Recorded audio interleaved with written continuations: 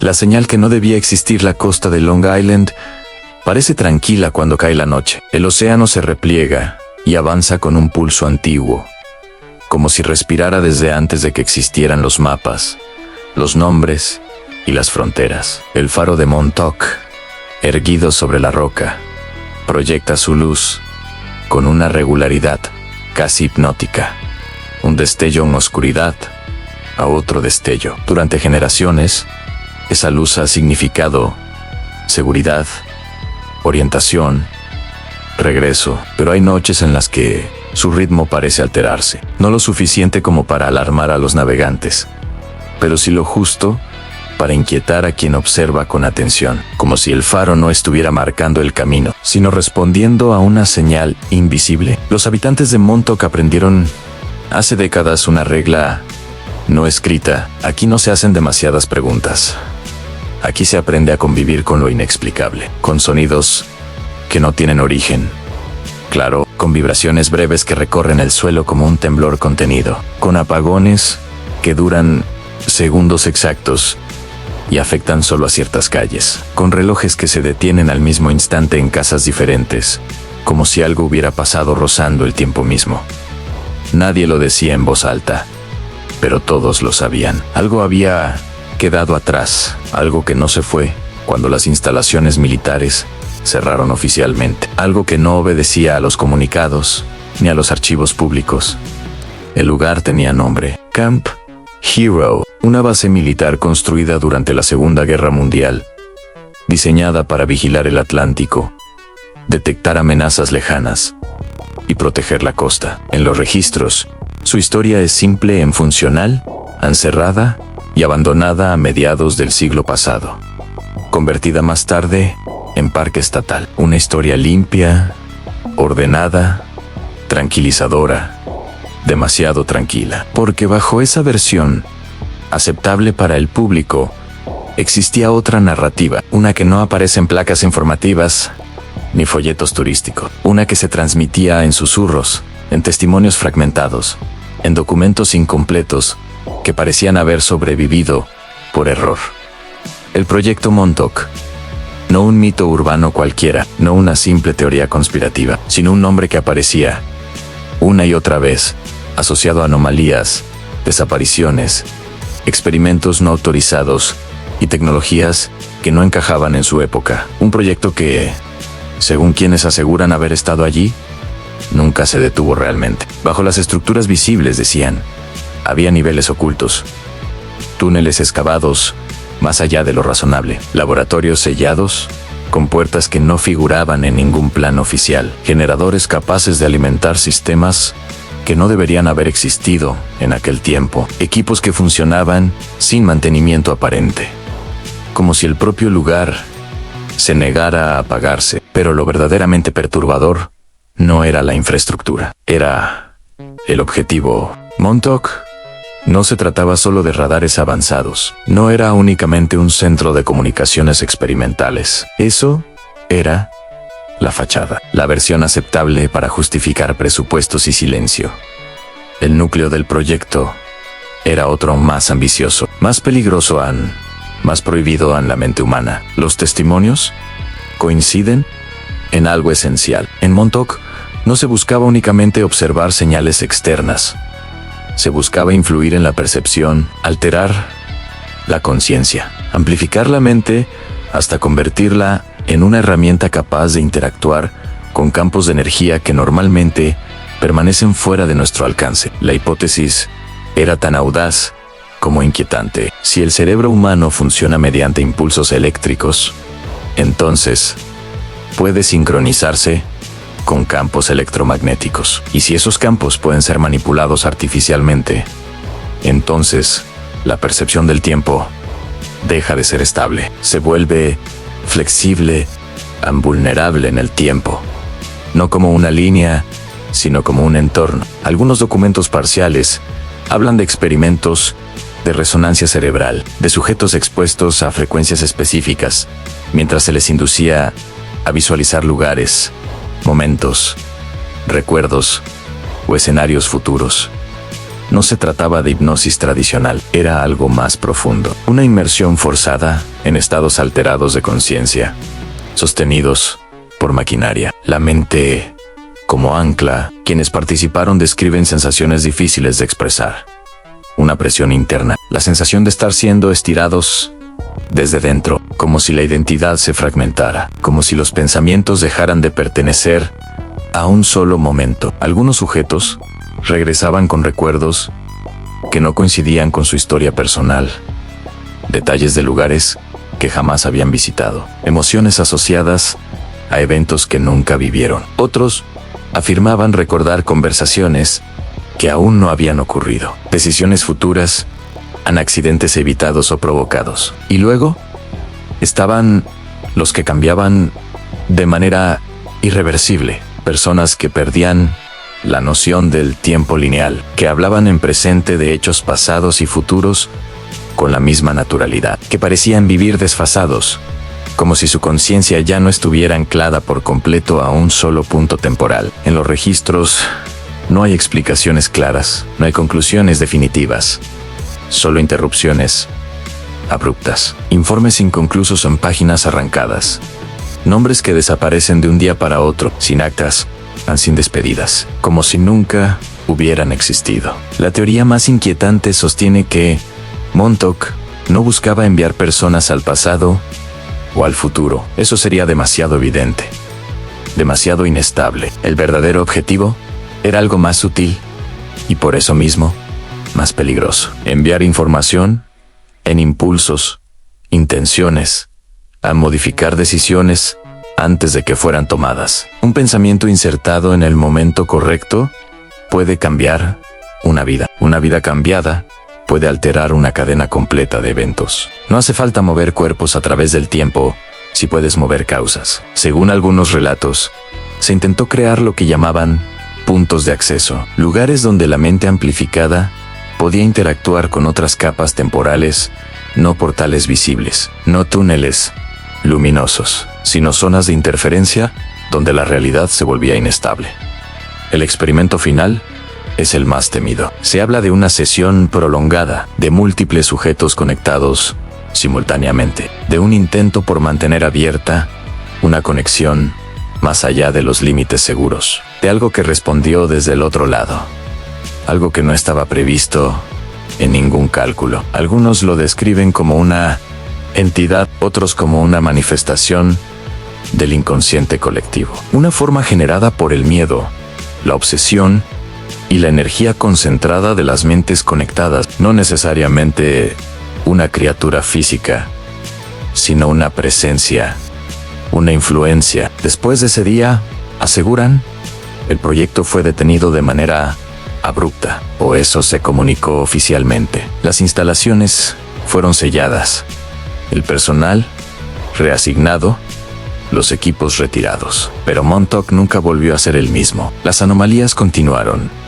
Personas que entraban al parque y perdían horas sin recordarlo. Sueños recurrentes, compartidos por desconocidos. Sensaciones de vigilancia sin origen visible. El faro sigue encendiéndose cada noche. Y algunos aseguran que, en ciertos momentos, su luz no apunta al mar, sino hacia el interior. Si el proyecto Montauk fue realmente cancelado, ¿por qué persisten las señales? Si los experimentos terminaron, ¿por qué el tiempo parece comportarse de forma extraña en este lugar? Tal vez la pregunta correcta no sea qué hicieron allí, sino que lograron abrir. Si sientes que esta historia no es solo un relato, si algo en tu interior reconoce estas palabras como un eco lejano, permanece atento. Suscríbete y continúa explorando estos archivos que nunca debieron salir a la luz. Porque Montauk no fue un experimento aislado, fue un aviso, y no todos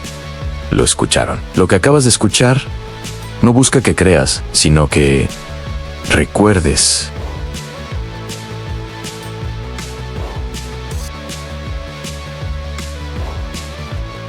Los arquitectos del experimento y la herencia invisible para comprender lo que realmente ocurrió en Montauk. No basta con observar las ruinas visibles, ni los relatos de quienes vivieron cerca. Es necesario retroceder, no en el tiempo físico, sino en la lógica que permitió que un proyecto así naciera. Ningún experimento de esta magnitud surge de la nada. Ninguna idea capaz de desafiar la estructura misma del tiempo aparece sin antecedentes.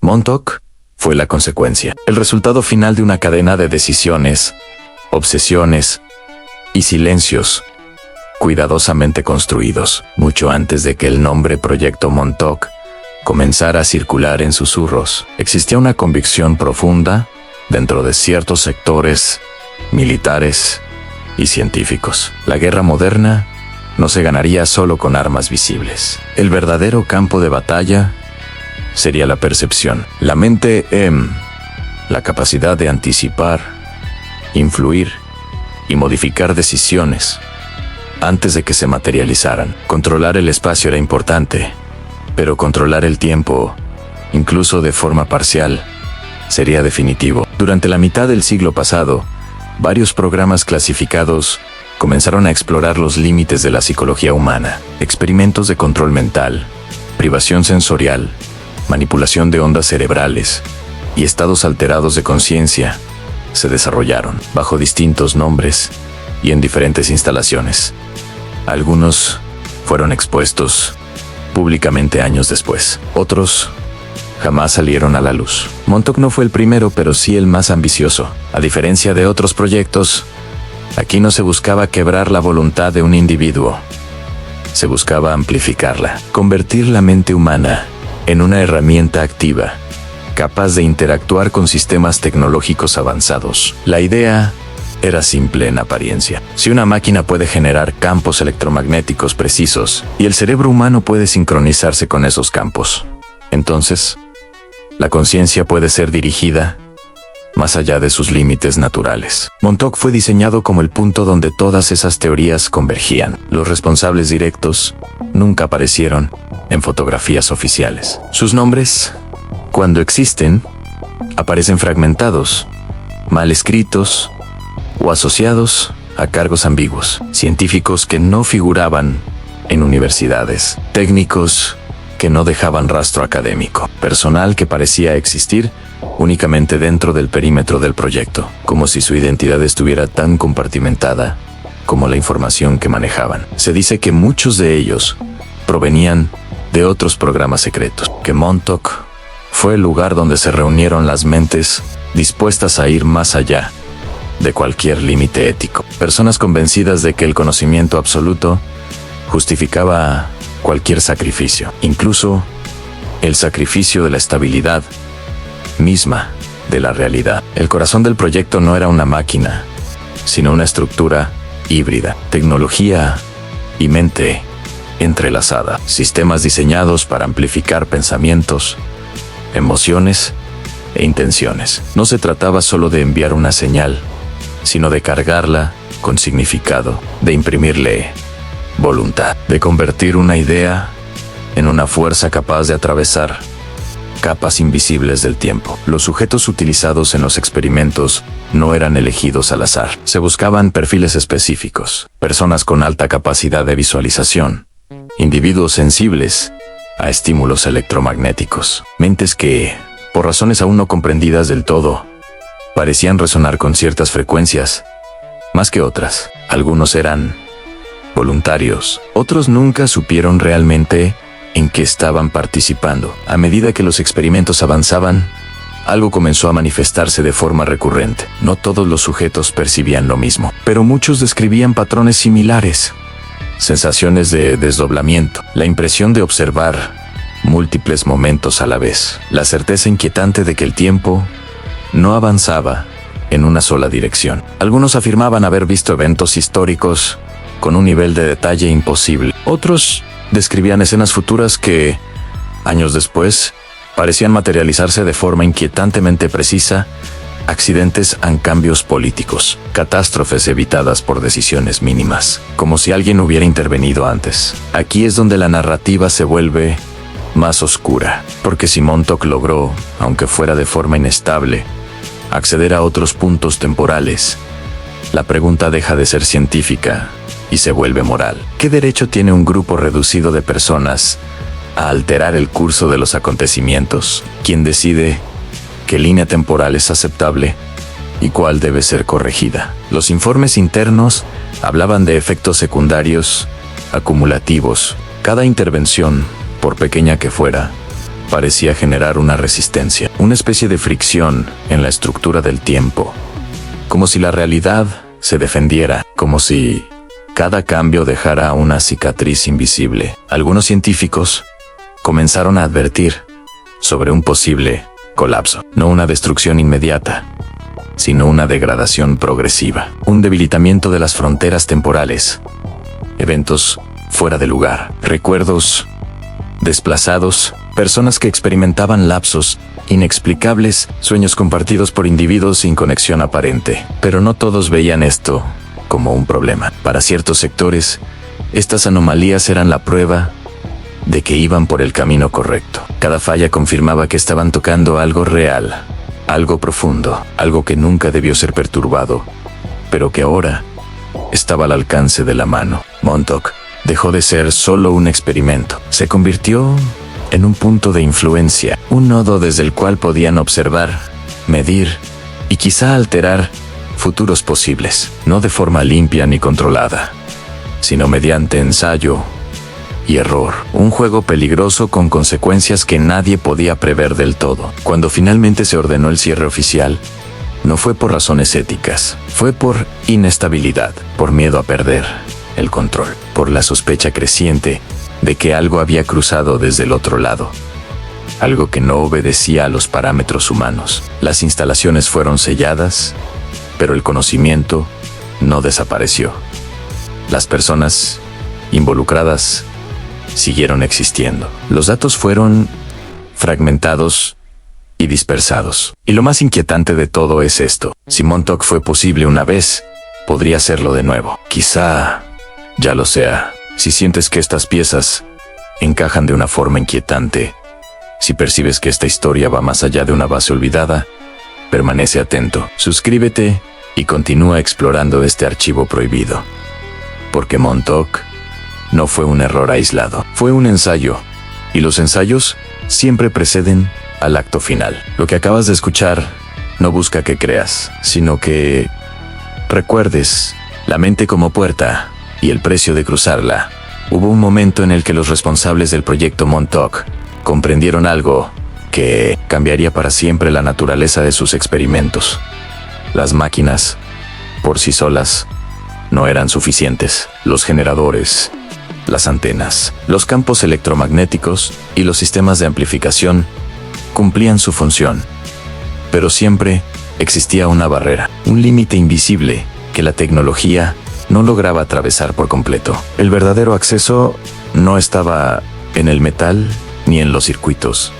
Estaba en la mente humana. La conciencia no era un simple receptor, era el portal. Esta revelación transformó el proyecto. Montauk dejó de girar alrededor de dispositivos y comenzó a girar alrededor de personas. El laboratorio ya no se diseñaba únicamente para contener equipos, sino para moldear estados mentales específicos. Salas sin referencias visuales claras, espacios cerrados donde el tiempo parecía perder significado, luces calibradas para inducir desorientación, sonidos de baja frecuencia, imposibles de identificar conscientemente, pero capaces de afectar el sistema nervioso. El objetivo era romper la linealidad de la percepción. Los sujetos eran preparados durante semanas: privación sensorial parcial, alteración de ciclos de sueño, exposición gradual a campos electromagnéticos cada vez más intensos. No se buscaba resistencia,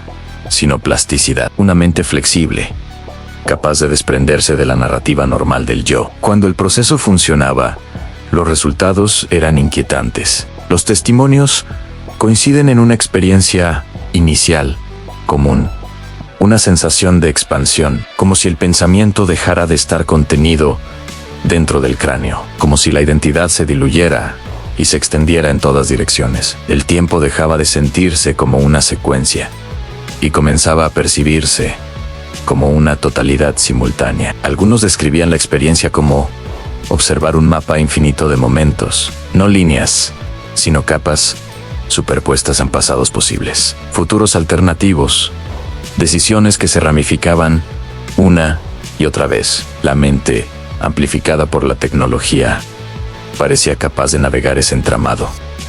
Pero nada de esto ocurría sin consecuencias. El precio de cruzar esa puerta era alto. A medida que los sujetos permanecían más tiempo en esos estados, comenzaban a manifestar síntomas que no encajaban en ningún diagnóstico conocido. Pérdida de identidad, despersonalización profunda, dificultad para distinguir recuerdos reales de percepciones inducidas. Algunos ya no sabían en qué momento estaban viviendo. Había quienes despertaban convencidos de haber regresado de otro tiempo, no como una metáfora, sino como una certeza absoluta. Hablaban de detalles precisos, nombres, fechas en lugares, información que, en algunos casos, no podía ser verificada en ese momento, pero que más tarde parecía coincidir con eventos reales. Esto desató una obsesión dentro del proyecto. Si la mente podía acceder a información futura, entonces Montauk no solo observaba el tiempo, lo espiaba, lo sondeaba, como quien introduce una mano en aguas desconocidas y siente algo moverse al otro lado. Los experimentos se intensificaron, las sesiones se hicieron más largas, más profundas. Se conectaron múltiples sujetos al mismo tiempo, buscando amplificar el efecto mediante sincronización colectiva. La teoría era que varias mentes alineadas podían sostener una conexión más estable, crear una resonancia capaz de mantener abierta la puerta. Fue entonces cuando comenzaron los incidentes más graves. Sujetos que entraban en estados catatónicos prolongados, otros que despertaban hablando idiomas que nunca habían aprendido, personas que parecían reconocer a los investigadores como si ya los hubieran conocido en otro contexto, en otro momento, en otra vida. Algunos científicos comenzaron a sospechar que no solo estaban enviando conciencia hacia otros puntos temporales, algo estaba regresando, no necesariamente entidades en el sentido tradicional, sino impresiones en influencias a patrones de pensamiento que no pertenecían a ningún individuo concreto, como si la mente colectiva conectada hubiera tocado algo vasto, indiferenciado y profundamente ajeno a la experiencia humana. El miedo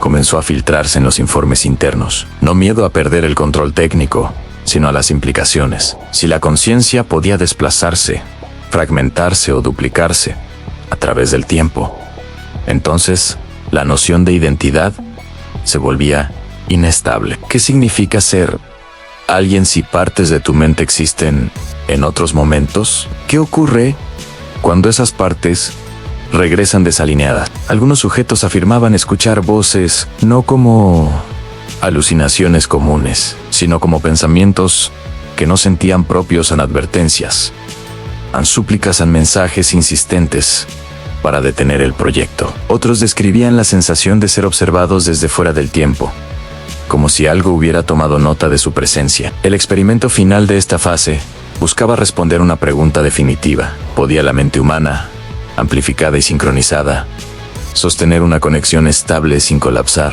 ¿Podía convertirse en un canal permanente? Lo que ocurrió después fue deliberadamente omitido de los registros oficiales. Pero los relatos coinciden en ciertos puntos en una sobrecarga, un aumento súbito de energía, sistemas que comenzaron a fallar simultáneamente, sujetos que entraron en pánico sin causa aparente, y una sensación compartida por todos los presentes. Algo había cruzado el umbral. No fue un evento visible, no hubo explosiones ni luces espectaculares. Fue más sutil, más perturbador. Un cambio en la atmósfera, una presión psicológica que se extendió por todo el complejo, como si el espacio mismo se hubiera vuelto consciente de ser observado. Después de ese día, nada volvió a ser igual en Montauk. Algunos investigadores abandonaron el proyecto, otros fueron reasignados sin explicación. Los sujetos restantes mostraron secuelas permanentes, y aunque el proyecto continuó de forma intermitente, la confianza inicial se había perdido. Ya no estaban explorando un fenómeno, estaban lidiando con algo que no comprendían. Si la mente era la puerta, entonces Montauk había demostrado algo aterrador. Las puertas no siempre se pueden cerrar desde el mismo lado. Si sientes que esta parte del relato resuena de manera inquietante, Si percibes que la frontera entre ciencia y algo más se vuelve difusa, permanece aquí. Suscríbete y continúa avanzando en este archivo prohibido, porque lo que ocurrió cuando la mente se convirtió en portal no fue el final, fue el comienzo del verdadero problema. Lo que acabas de escuchar no busca que creas, sino que recuerdes la ruptura, lo que cruzó y lo que nunca se fue. Hubo un punto en el que el proyecto Montauk dejó de ser un experimento y se convirtió en una emergencia, no una crisis visible, no un evento que pudiera explicarse con fallas técnicas o errores humanos aislados. Fue una ruptura silenciosa, un cambio sutil, pero irreversible en la naturaleza misma del lugar. Quienes estuvieron allí lo describen como el momento en que algo dejó de obedecer. Hasta entonces, Montauk había sido peligroso, sí, pero aún se sostenía sobre una ilusión de control. Parámetros, protocolos, horarios, mediciones, la creencia de que cada variable podía ser ajustada, de que cualquier anomalía era un dato más. Pero la ruptura no se manifestó en los equipos, se manifestó en las personas. Los primeros indicios fueron pequeños, investigadores que perdían horas sin explicación, conversaciones repetidas, palabra por palabra, en días distintos, sensaciones de déjà vu tan intensas que paralizaban, sueños idénticos compartidos por individuos que no habían hablado entre sí. El tiempo dentro de la instalación parecía plegarse sobre sí mismo. Luego vinieron los apagones, no simples cortes de energía, sino silencios absolutos, instantes en los que todos los sistemas se detenían, a la vez dan luces, instrumentos en monitores, incluso los relojes mecánicos. Cuando la energía regresaba, nadie podía precisar cuánto tiempo había pasado. Para algunos, segundos han, para otros, horas. Para unos pocos, días enteros que jamás lograron reconstruir. Fue durante uno de esos apagones cuando ocurrió lo que más tarde sería conocido internamente como la ruptura. Un grupo de sujetos se encontraba conectados simultáneamente al sistema central. La intención era sostener una conexión prolongada, observar la estabilidad del fenómeno y medir su alcance. Las frecuencias aumentaron, los campos electromagnéticos se alinearon y las mentes sincronizadas entraron en un estado que ninguno de los responsables supo describir con precisión. Los informes posteriores coinciden en una sensación colectiva de presión, no física, sino existencial, como si el espacio se comprimiera, como si la realidad estuviera siendo observada desde un ángulo imposible. Algunos presentes hablaron de un sonido bajo, constante, imposible de localizar. Otros aseguraron no haber escuchado nada, pero sintieron una presencia inmediata, íntima, invasiva. No hubo una entidad definida, no hubo una forma clara, pero algo respondió. Los sujetos comenzaron a reaccionar de manera violenta. Algunos entraron en pánico extremo, otros quedaron completamente inmóviles, con los ojos abiertos, sin parpadear. Los monitores registraron picos anómalos en la actividad cerebral, patrones que no coincidían con ningún estado conocido, como si varias conciencias estuvieran superpuestas en un mismo cuerpo. Cuando los sistemas colapsaron y la conexión se rompió de forma abrupta, el daño ya estaba hecho. Uno de los sujetos murió horas después, sin causa médica aparente. Otro nunca volvió a recuperar la capacidad de hablar. Algunos comenzaron a describir recuerdos que no pertenecían a ninguna época identificable. Paisajes imposibles, ciudades que no existían, cielos con configuraciones estelares desconocidas. Pero lo más inquietante fue esto. Varios investigadores aseguraron sentir que algo había quedado atrás, no en el sentido físico, no como un objeto o una entidad escondida en algún rincón del laboratorio, sino como una interferencia persistente, una alteración en el tejido del lugar, como si Montauk se hubiera convertido en un punto débil, un sitio donde las capas del tiempo ya no encajaban correctamente. A partir de entonces, las anomalías se multiplicaron. Equipos que se encendían solos, grabaciones de audio con voces que nadie recordaba haber pronunciado. Fotografías tomadas dentro de la instalación donde aparecían siluetas adicionales, no sombras en presencias definidas, aunque borrosas. Personas que no estaban allí cuando se tomó la imagen. Algunos científicos comenzaron a sospechar que la ruptura había creado algo peor que un portal. Había creado una resonancia permanente, un eco, un acceso que no dependía ya de las máquinas, sino del propio lugar, como si la realidad hubiera aprendido a comportarse de otra manera dentro de ese perímetro. El miedo se volvió tangible. No todos los responsables querían cerrar el proyecto. Para algunos, la ruptura era la prueba definitiva del éxito. Habían logrado tocar algo real en algo profundo, algo que trascendía cualquier límite conocido. Pero para otros, estaba claro que habían cruzado una frontera sin retorno. Los informes de seguridad comenzaron a hablar de riesgo existencial, no para el proyecto, para la continuidad misma de la línea temporal local. La posibilidad de que Montauk estuviera generando inestabilidad progresiva. Pequeños desajustes que, acumulados, podían desencadenar consecuencias imprevisibles. Fue entonces cuando se tomó la decisión. El cierre no sería gradual. No habría más pruebas públicas ni fases finales documentadas. El proyecto sería desmantelado de forma abrupta, ensellado, fragmentado, enterrado bajo capas de burocracia, desinformación y olvido. Las instalaciones visibles fueron clausuradas. Los túneles más profundos, sellados. Parte del equipo fue retirado. Parte quedó abandonada, no por descuido, sino por imposibilidad. Algunos sistemas no podían apagarse sin riesgo. Otros parecían seguir funcionando sin fuente de energía identificable. El personal fue dispersado, resignado, silenciado.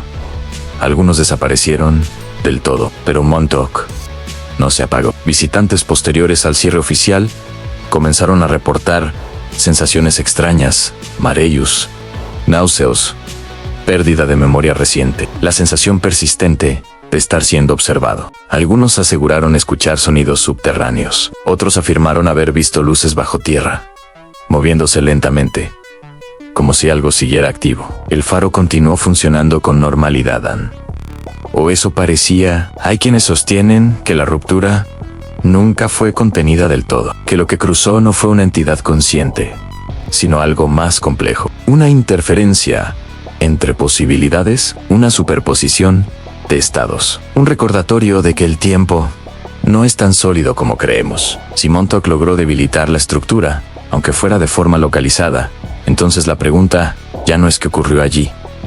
La pregunta es, ¿qué ocurre todavía? Porque algunas puertas, una vez abiertas, no necesitan volver a abrirse. Basta con que queden mal cerradas. Si sientes que este relato se vuelve cada vez más inquietante, si percibes que la línea entre pasado y presente comienza a desdibujarse, permanece atento, suscríbete y continúa hasta el final de este archivo, porque lo que quedó en Montauk no es solo un recuerdo, es una herida. Lo que acabas de escuchar no busca que creas, sino que recuerdes. El eco que persiste y la pregunta final, el cierre oficial del proyecto Montauk, marcó, en los documentos públicos, el final de una etapa, una base abandonada en un parque estatal, un faro convertido en postal turística. Pero hay finales que solo existen en el papel. Hay historias que no terminan cuando se cierran las puertas, sino cuando dejan de producir efectos, y Montauk nunca dejó de hacerlo. Con el paso de los años, el lugar comenzó a atraer a personas que no sabían exactamente por qué estaban allí. Visitantes que sentían una necesidad inexplicable de acercarse al faro. Caminantes que desviaban su ruta sin motivo consciente. Individuos que, al llegar, experimentaban una mezcla extraña de familiaridad y desasosiego, como si regresaran a un sitio que habían olvidado.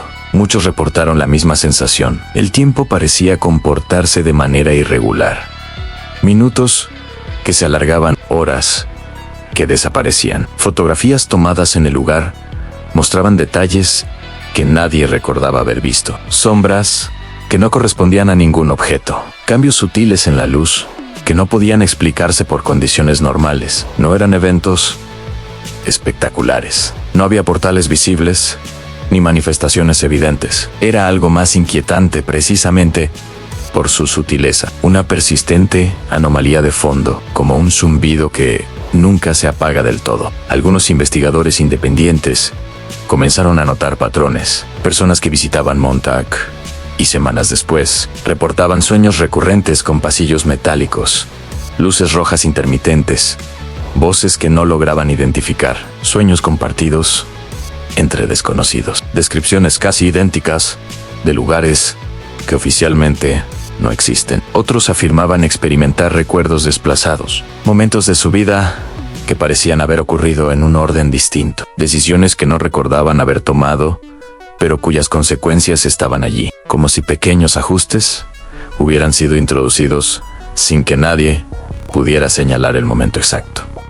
La pregunta comenzó a surgir con insistencia. ¿Y si Montauk no fue solo un experimento fallido?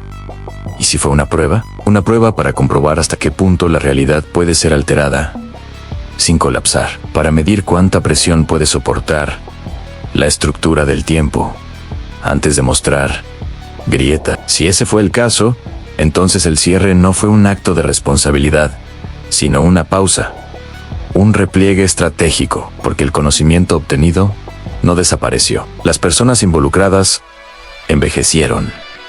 Sí, algunas murieron. Otras se perdieron en el anonimato, pero las ideas sobrevivieron. Los datos se fragmentaron, se copiaron, se reinterpretaron, y la tentación de retomar lo que Montauk inició nunca se extinguió del todo. En un mundo obsesionado con la predicción, con la anticipación, con el control de variables futuras, la posibilidad de intervenir en el tiempo, aunque sea de manera mínima, resulta irresistible. No hace falta viajar físicamente, basta con influir, con sembrar una idea, con alterar una decisión clave. Si Montauk demostró algo, fue esto: la mente humana, cuando se convierte en herramienta, deja de ser solo un observador, se transforma en un factor activo dentro de la ecuación temporal. Y eso plantea una inquietud aún mayor. Tal vez el proyecto no necesitaba continuar en ese lugar. Tal vez Montauk cumplió su función al demostrar que la puerta existe, que la realidad es permeable, que el tiempo no es una prisión tan rígida como creemos. Si eso es cierto, entonces Montauk no es el centro del problema. Es solo el punto donde lo notamos por primera vez. El faro sigue encendiéndose cada noche. La luz gira, constante, aparentemente inofensiva. Pero hay quienes sostienen que no está allí para guiar barcos, que su función real es marcar un lugar, un punto donde algo ocurrió y sigue ocurriendo, aunque no sepamos nombrarlo. Quizá la señal nunca fue para el mar, quizá siempre fue para nosotros. Si este recorrido por Montauk despierta preguntas que no te dejan tranquilo, si sientes que hay piezas que encajan de una forma incómoda, permanece atento, suscríbete y sigue explorando estos misterios que no figuran en los libros oficiales. Porque comprender el pasado no siempre sirve para mirar atrás, a veces sirve para descubrir que el presente ya fue alterado. Y cuando eso sucede, solo queda una pregunta final. Si el tiempo puede ser manipulado, ¿cuántas veces crees que ya lo fue? Lo que acabas de escuchar no busca que creas, sino que recuerdes